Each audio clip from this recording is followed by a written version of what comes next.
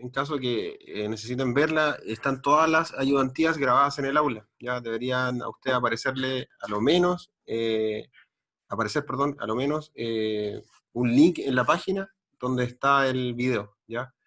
¿Qué es lo más importante de lo que hemos visto en esos videos? Ayer parece, y antes de ayer vimos como 3 veces el tema de la norma básica y el derecho internacional. ¿Se escucha bien o no? Sí. Ya, ayer vimos esos temas. Y antes de ayer habíamos visto nuevamente esos temas, ¿ya? Entonces, como ya lo hemos visto 2 veces, yo quería preguntar a alguien de ustedes o a cada uno de ustedes una breve, quizás, un breve concepto de algo que yo les voy a preguntar en general, para que estén más o menos claros, para no volver a repasar esos temas, ¿ya? Y después nos vamos derecho al Tribunal Constitucional. Eh, eh, a la Antonia, que viene, bueno, que se había unido hace poco. Antonia, ¿tú nos puedes decir qué es la norma básica fundamental?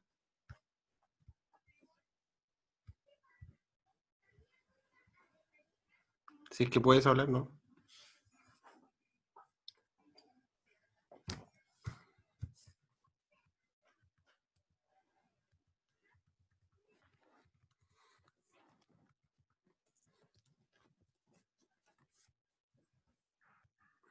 Parece que no está, ¿o sí? Está con chat. A ver. Ya, está con el celu. Pasemos a otro, pues. La Talía. Talía, ¿tú nos puedes decir lo que es la norma básica fundamental?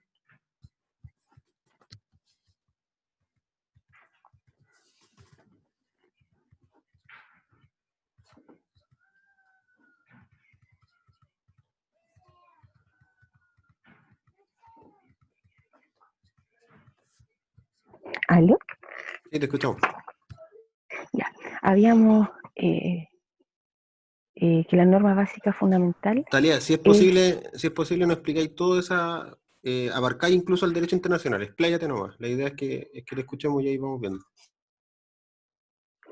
eh, la, norma, la norma básica es una norma supuesta, eh, es un, no, no recuerdo, Franco, la separación entre hechos. Lo que pasa es que tengo una duda ahí contigo, que quiero Consúltalo nomás por el planteártela. tiro, para que la planteemos al tiro.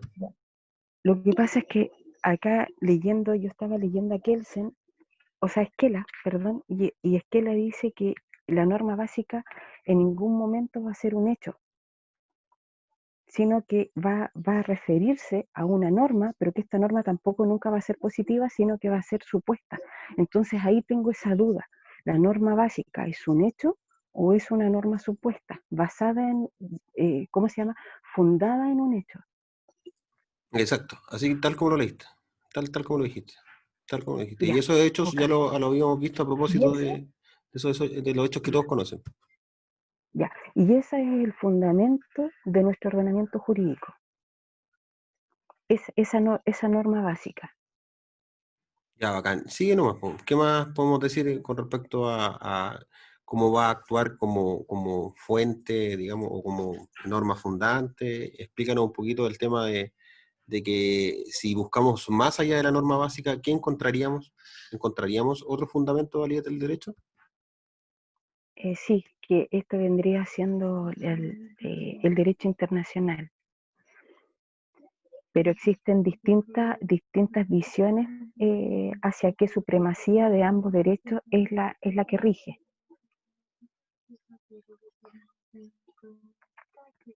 No sé si voy bien. Y dale nomás, sí, confío en ti. La teoría dualista y la otra es la teoría monista. La teoría dualista señala que existen dos tipos de derechos, uno nacional, uno internacional, independientes de sí, y solamente el derecho internacional, si es reconocido por, por, un, por un derecho nacional, por un Estado, este va a tener validez en ese Estado, siempre y cuando sea reconocido de manera voluntaria por este y sea incorporado dentro de su ordenamiento. Y la teoría monista indica que existe la supremacía del derecho nacional por sobre el internacional. Eso es lo que yo entiendo. Ya, bacán. Muchas gracias, Talía. Ahora quiero que me corrijan. No, está bien. No encuentro nada malo, está bien. Bueno, a la que llegó recién a Kelly, bacán también, gracias por unirte. Mira, la idea es que de esto, de estas prácticas como de hablar y cosas así, perdón, se sientan seguros. Entonces, más que nada es ir jugando con eso. Ustedes dentro de su casa tienen que hablar en sus piezas, frente al espejo, a sus padres o a sus familiares, sus hijos, no sé. Ya tienen que hablar, tienen que tratar de exteriorizar lo que leen, porque es la única manera de llevar a cabo el aprendizaje. Entonces, cuando exteriorizamos lo que aprendemos o lo que leemos, lo entendemos, lo asimilamos. Entonces, la idea es que si nosotros pudiéramos desdoblarnos, o sea, como que hubiera otra Talía y la misma Talía se estuviera escuchando, iríamos como avanzando mucho más. Pero como no se puede hacer eso, tenemos que hacer el juego de utilizar un familiar o a un amigo, lo que sea, ir contándole las cosas que ya sabemos. Mira, sabéis que aprendí lo que es el derecho, aprendí lo que es el bien común, aprendí lo que es el control represivo, el preventivo, etcétera. ¿Ya? Gracias, Talia. Vamos a seguir ahora adentrándonos en la materia y es lo que decía la compañera de Vespertino, según la prueba que le habían hecho a ellos, que hablaban mucho del control, el control constitucional y el control legal. ¿Ya? Lo vamos a revisar directamente el libro, lo acabo de encontrar, está en la página 225, por si lo quieren ver, y la idea es que yo cuando era estudiante primero, siempre cuando leía una guía, por ejemplo, que estaba preparada, entendía entendía un aspecto, ¿no? Pero cuando leía el libro, o sea, la fuente original, podía ya dar ejemplos. Tenía como mucho más autonomía, podía tener fundamentos, citar, etc. Entonces la idea es que ustedes vayan hacia allá. Si tienen una guía o un instrumento para leer, lo lean, pero también busquen de dónde proviene, porque ahí van a ver que se va a extender mucho más el conocimiento. Entonces, en el libro, a propósito de las fuentes formales, o las fuentes del derecho, las toca el profesor Agustín, acá arriba aparece el tema de los trámites, ¿ya? Y acá vamos a leer un poquito, sobre todo lo que le pidieron en la prueba al vespertino. Dice, respecto, en fin, a la supremacía constitucional y del control que ejerce para cautelarla, existe, como dijimos, control preventivo y otro represivo. ¿A qué se refiere esta primera parte del texto? Habíamos visto que dentro de la grada normativa que propone Kelsen, la supremacía constitucional estaría dada por una norma, una ley fundamental, ¿ya? Que está sobre las otras leyes y que es la Constitución, ¿ya? Cuando Talía hablaba de la norma hipotética fundamental, esta norma supuesta, no estaríamos más que hablando como el antecedente último de la Constitución, y así, si lo buscábamos fuera del derecho nacional, lo encontraríamos aún así en el derecho internacional, como ella decía, mirando desde un punto de vista monista.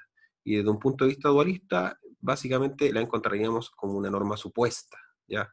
Y serían, digamos, dos órdenes normativos distintos que operarían el uno y el otro siempre cuando el nacional se somete al internacional de manera voluntaria, a través del acto que ya habíamos nombrado como eh, tratado internacional o en su efecto una costumbre que ya debía aplicarse de manera concreta. No sé si se acuerdan ustedes cuando vieron también el conflicto que sucedió con Bolivia, ¿no? Y Chile, a propósito de un acceso al mar, ¿no? Eh, en ese litigio, según el profesor que es hijo de don Manuel Cortés, que es de la Cátedra de Derecho Civil, su hijo hace Derecho Internacional Público y él fue uno de los abogados que, según nos dijo, estuvo asesorando directamente a el Consejo Nacional de Defensa del Estado. Entonces, ¿qué sucedió ahí? No basaron en un hecho positivo la demanda de Bolivia. Su hecho fue un hecho que escapa de lo positivo, y es las declaraciones unilaterales de voluntad. ¿Qué sucede con esto? Chile había dicho en muchas oportunidades que tenía temas pendientes con Bolivia. Entonces, eso fue un hecho que lo obligó a ir a la Corte, y además que ya había tenido firmado en caso de conflictos varios países de Sudamérica que iban a requerir a un tercero que lo iba a resolver. Entonces te fijas que a veces no se basa solamente en una norma o en una teoría monista o dualista, a veces se basa en otros tipos de hechos que obligan a los países a someterse. En este caso, el fundamento único lo encontramos en el Tratado Internacional que daba jurisdicción a un organismo extranjero, pero también lo encontramos en un acto jurídico unilateral. Te fijas que es el que Chile siempre había dicho que tenía temas pendientes. Te fijas, entonces eso sirvió de fundamento para la demanda. Ahora, ¿por qué digo esto? Simplemente para entender que dentro de la supremacía constitucional encontramos normas que van a enmarcarse en dos aspectos principales. El primero es el orgánico, que a propósito ustedes ya lo conocen y lo habíamos hablado, y el segundo es el dogmático, ¿ya? Ambos aspectos, tanto el dogmático, que es básicamente el recuerdo de los principios de la Constitución y los derechos fundamentales, van a ser cautelados a través de dos organismos, principalmente uno que va a ejercer el control estricto de la supremacía constitucional y de la constitucionalidad de las leyes, que se llama Tribunal Constitucional, ¿ya? Entonces, dice, el primero, como su propio nombre lo indica, opera antes de una norma inconstitucional, o sea, el control preventivo, ¿ya? A eso estamos refiriendo. El primer control que ejerce el Tribunal Constitucional va a ser un control preventivo, ¿ya? Opera antes de que una norma inconstitucional entre en vigencia, o sea, trata de impedir que una norma inconstitucional se incorpore al ordenamiento jurídico. Entonces nos dice el profesor que de este tipo de control que ejerce en Chile el Tribunal Constitucional, de conformidad a lo que dispone el artículo 82 de la Constitución y la Contraloría General de la República respecto de las manifestaciones de la potestad reglamentaria. Entonces aquí vemos que nos meten, o sea, que nos dicen dos organismos distintos. ¿Ya? Primero nos muestran o nos esposan que existe un Tribunal Constitucional que va a controlar preventivamente la constitucionalidad de las leyes, ¿ya? Y también nos indican que hay otro, que es la Contraloría General de la República, que va a hacer lo mismo, pero respecto de las manifestaciones de la potestad reglamentaria. Ahora, es interesante esta perspectiva porque sabemos que el único órgano que revisa la constitucionalidad de las leyes es el Tribunal Constitucional, ¿ya? Pero también va a estar a cargo de las dirimencias que pueda tener la Contraloría en cuanto a una manifestación de la potestad reglamentaria que sea evidentemente inconstitucional. O sea, la Contraloría lo que tiene que hacer es representarla, pero quien resuelve finalmente es el Tribunal Constitucional, ¿ya? Entonces, ese es el único alcance de lo que dice acá, ¿ya? No sé si alguien tiene la Constitución a mano que nos pueda leer el artículo 82 de la Constitución. Mientras yo lo busco igual.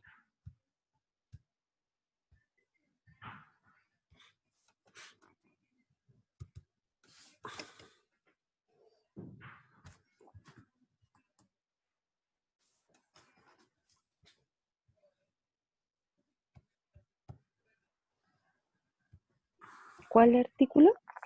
El 82.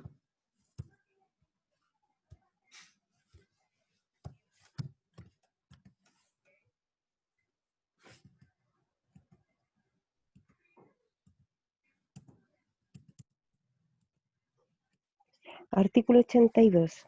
La Corte Suprema tiene la superintendencia directiva, correccional y económica de todos los tribunales de la Nación. Se exceptúan de esta norma el Tribunal Constitucional, el Tribunal Calificador de Elecciones y los tribunales electorales regionales. Los tribunales superiores de justicia, en uso de sus facultades disciplinarias, solo podrán invalidar resoluciones jurisdiccionales en los casos y formas que establezca la ley orgánica constitucional respectiva. Ya, la norma que acabamos de leer no habla de las facultades o responsabilidades que tendría la Corte Suprema, ¿ya? Pero también nos nombra que no va a tener esta facultad sobre algunos órganos, ¿ya? Que son los que nombra la compañera, ya que es el Tribunal Constitucional, el calificador de elecciones y los electorales. Ahora, los tribunales superiores de justicia, en uso de estas facultades disciplinarias, solo podrán invalidar resoluciones jurisdiccionales. ¿Eso qué significa? Que los tribunales o la Corte Suprema pueden invalidar, ¿no es cierto?, sentencias, pero en los casos que establezca una ley y una ley orgánica constitucional. Entonces, ¿cuándo puede anular una sentencia? Cuando hay una evidente sanción disciplinaria en contra del juez que lo nombra, ¿ya? Y eso es un recurso, ¿ya? El recurso de queja. Cuando hay vicios en el proceso también. Claro, ese recurso es el recurso de queja. El recurso de queja va estrictamente definido hacia la probidad de la persona o del juez que emite, ¿ya? Entonces yo, la última instancia siempre voy a tener el recurso de queja frente a una resolución que no sea el contenido, ni tampoco la forma, sino quien la emite, o sea, el juez. ¿Ya? Pero acá nos hacen nombrar a los dos organismos que aparecen, ya que es el Tribunal Constitucional como un organismo autónomo y diferente de la Corte Suprema o del Poder Judicial, y de estos tribunales calificadores de elecciones. Ahora, volviendo al libro, vamos a revisar que, siguiendo la lectura, el control represivo ahora, o sea, el que sigue después de que la ley entra, es el que opera después de que una norma se ha incorporado al ordenamiento jurídico. O sea, se trata de un control que procura corregir la existencia de unas normas inconstitucionales.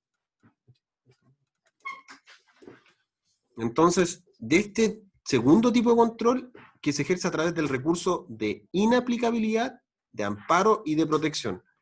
Acá, a través del recurso de inaplicabilidad que la profe les mostraba, recordar que la inaplicabilidad la va a ejercer siempre cuando una sentencia sea inaplicable desde el punto de vista inconstitucional, desde el punto de vista constitucional, porque realmente para el caso concreto vulnera los derechos fundamentales. Entonces, el recurso de inaplicabilidad en general se va a poner dentro de la misma sede, pero me refiero al mismo tribunal que emite la sentencia, pero va a tener efectos que se revise la constitucionalidad a posteriori de una ley que ya está dentro del ordenamiento jurídico. Entonces, tiene dos efectos. El primero es que, mediante el recurso mismo, podremos inhabilitar una sentencia o anular una sentencia por ser contraria a la Constitución. Y el segundo efecto es que, a raíz de esto, el Tribunal Constitucional lo va a revisar esa ley y puede derogarla en el caso que sea abiertamente inconstitucional. Ahora, no la va a derogar cuando no es inconstitucional para todos los casos, solamente para el caso específico es evidentemente inconstitucional. Entonces, no sé si me entienden esa diferencia. Ahora, nos nombran el recurso de amparo y protección también. ¿Por qué? Porque resguardan garantías fundamentales, ¿ya? ¿Qué es el recurso de amparo? ¿Alguien lo conoce? ¿Me puede hablar de él un poquito?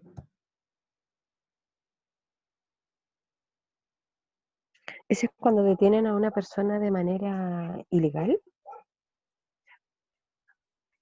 Claro, el recurso de amparo tendría solo la finalidad o solamente resguardar el derecho de libertad, ¿ya? Y además, lógicamente, que no sea arbitrariamente e injustificadamente detenido por algo que no es así. Entonces, los recursos de amparo se daban mucho en las dictaduras, ¿ya? Porque se detenían a personas sin un motivo justificable y sin una orden emanada. Entonces, ese es el de amparo. El de protección va a resguardar derechos fundamentales que están establecidos en el mismo recurso de protección, ¿ya? Y ahí, como ustedes ven, el más famoso recurso de protección, el que se dio muchos, fueron el recurso de protección respecto al cambio unilateral de las fondos de salud privados.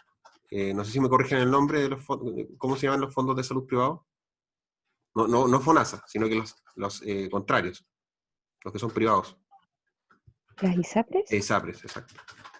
No sé si vieron muchos recursos de protección por eso, a cada rato sale el abogado que no pueden alzar los precios de la ISAPRES, etcétera, etcétera, etcétera. Entonces, ahí tienen un ejemplo para decir, ¿ya?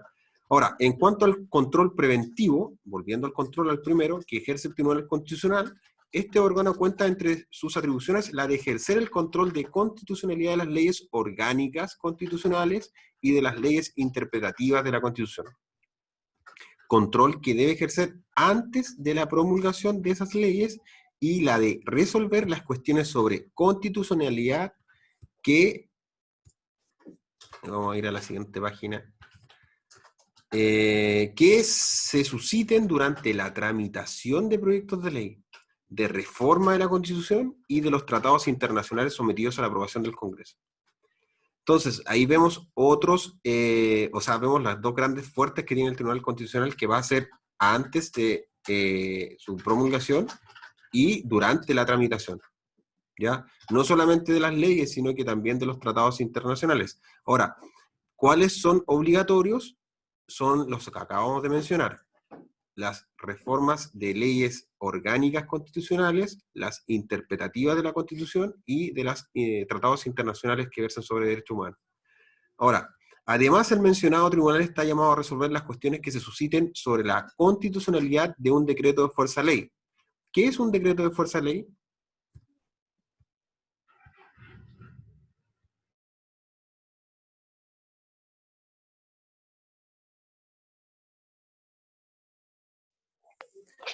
Son Aló. los que emanan del... Te escuchamos, Ariel, dale. Ya. Los decretos de fuerza de ley son como los decretos que tienen como tanta fuerza como la ley, pero aún así no siguen siendo ley y que se pueden utilizar como por un tiempo determinado, ¿verdad? ¿Alguien opina diferente, Ariel? Tenemos una respuesta. Veamos si alguien opina distinto a él.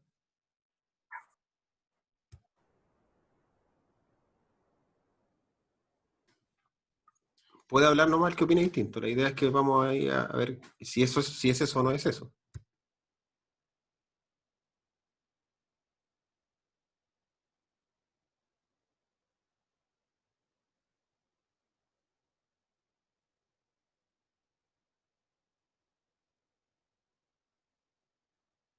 ¿Nadie opina distinto?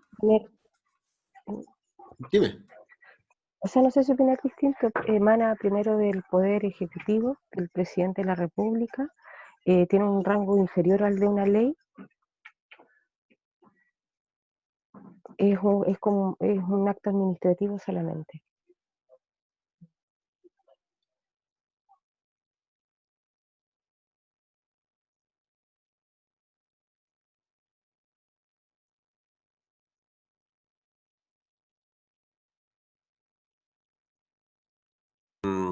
Ya. Encontramos dos formas de hacerla. Bueno, encontramos una sola forma de hacer la ley, ¿no es cierto? Que es a través del proceso formativo de la ley. Lo que salga de ahí, de esa cocina, es una ley. Ahora, habíamos encontrado que el Congreso tenía la posibilidad de delegar esta función que se le atribuye, o sea, la función de hacer la ley. ¿Y se la delega en quién? En el presidente de la República, ¿no es cierto?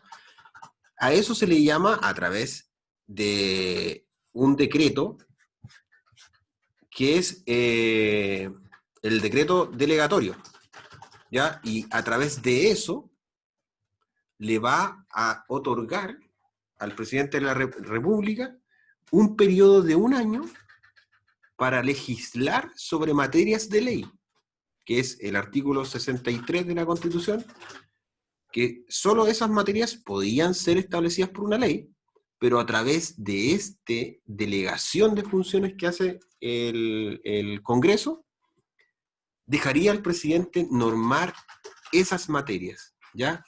Al igual que fuera una ley. Entonces, ¿qué es el decreto fuerza de ley? El decreto de fuerza de ley no es una ley, es un decreto. Su naturaleza jurídica es un decreto.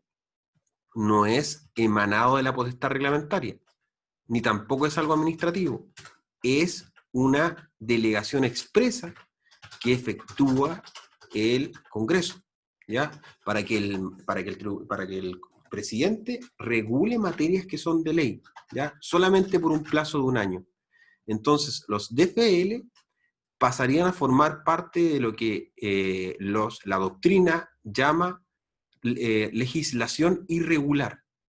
¿Por qué irregular? Porque la regular, o sea, la normal, es la ley, ¿no? Es el proceso formativo de la ley. Y la irregular estaría conformada por los decretos con fuerza de ley, que son leyes, o sea, perdón, que son decretos que son emanados del presidente de la República, pero por la facultad que le otorgó el Congreso a través de una delegación expresa para emitir decretos con materia de ley.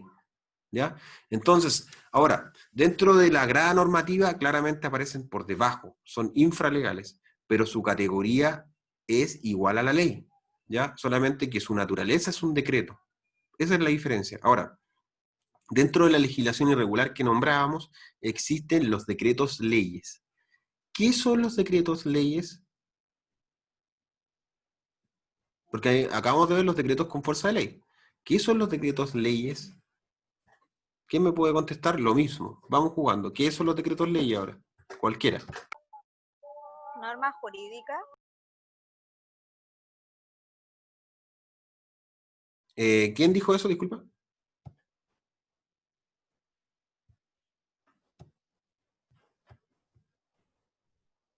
No escuché quién lo dijo. ¿Quién lo dijo? Yo, es que no puedo Ya. hablar mucho. Buena Camila. Ya, la Camila dijo que son normas jurídicas. Algo bien genérico, muy genérico. Veamos quién opina diferente. ¿Qué son los decretos leyes?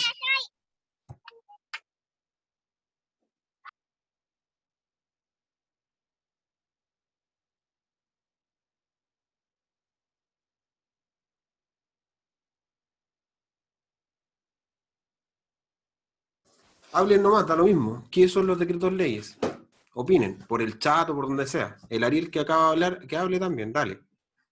Si lo que dijo no estaba mal, ni lo que dijo tampoco la Thalía tampoco estaba mal. El tema es que tenemos que afinar eso. Ya entendemos que los decretos con fuerza de ley no son actos administrativos, ni tampoco son decretos propiamente tal.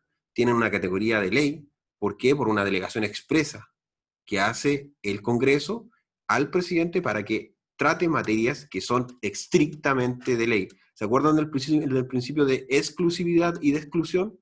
Que no permitía a nadie, ninguna autoridad, regular materias de ley porque eran exclusiva materia de ley. Y también eran excluyentes, porque excluía a cualquier otra materia que quería ingresar como materia de ley. En ambos sentidos, es exclusivo y excluye a cualquier otra materia que ingrese ahí.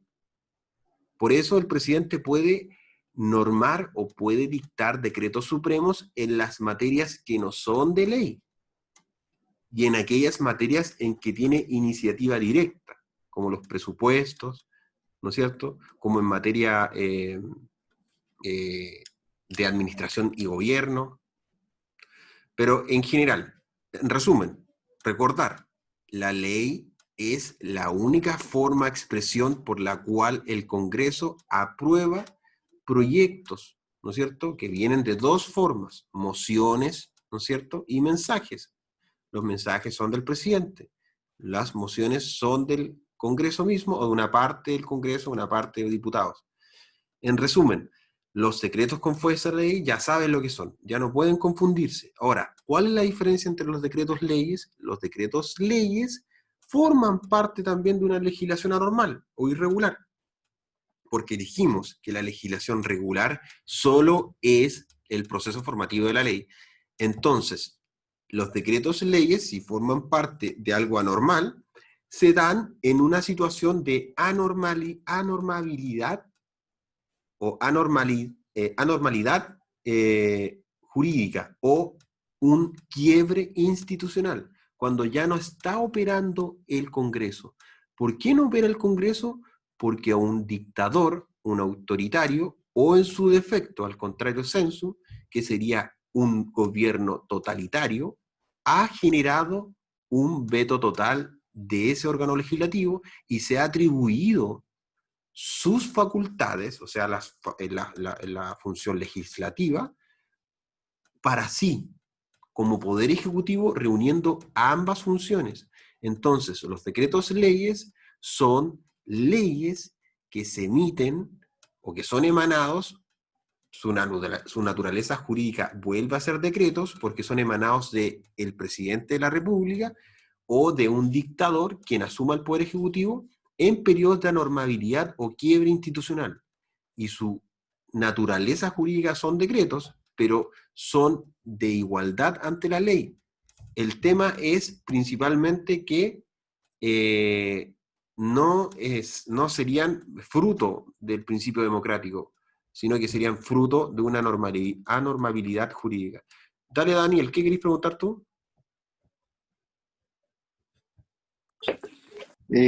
Hola, oye, te quería hacer una consulta. Lo que pasa es que ayer la profe tocó los gobiernos de facto, justo como estoy hablando ahora.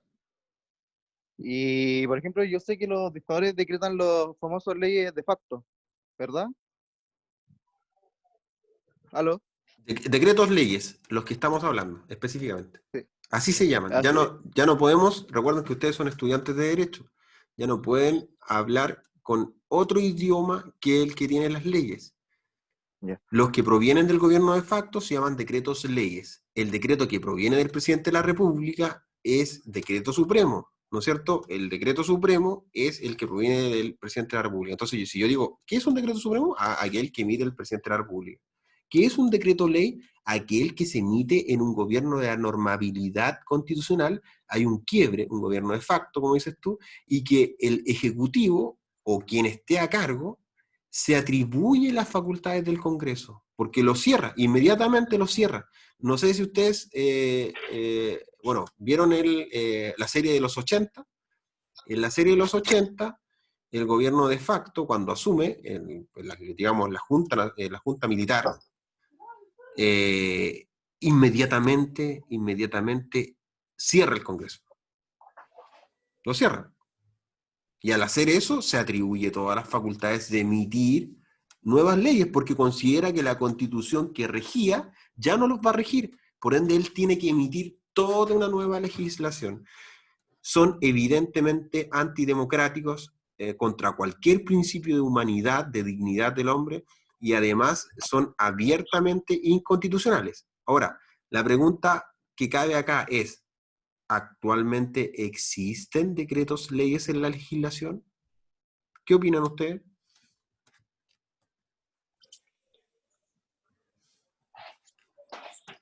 ¿Existen o no existen decretos leyes en la legislación actual? Sí, com- ¿Y por qué existen si son inconstitucionales? ¿O fueron emanados en un gobierno sí, de facto?